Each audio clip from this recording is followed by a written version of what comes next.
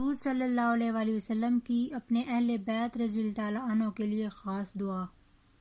حضرت عائشہ صدیقہ رضی اللہ تعالیٰ عنہ کی روایت سے معلوم ہوتا ہے کہ حضرت صلی اللہ علیہ وآلہ وسلم نے اپنے اہل بیت رضی اللہ تعالیٰ عنہ کو جمع کر کے فرمایا کہ جب تم میں سے کسی کو غم یا کرب پہنچے تو یوں کہیے: اللہ اللہ ربی لا اشرک بہ شیئا حسبنا اللہ ونعم الوکیل علی اللہ توکلنا۔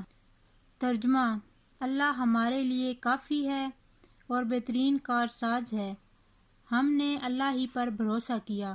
فضیلت: حضرت عبداللہ بن عباس رضی اللہ تعالیٰ عنہ روایت کرتے ہیں کہ جب سیدنا ابراہیم علیہ السلام کو نمرود نے آگ میں ڈالا تو آپ علیہ السلام نے یہ دعا پڑھی تھی اور اس کی برکت سے آپ علیہ السلام آگ سے محفوظ رہے۔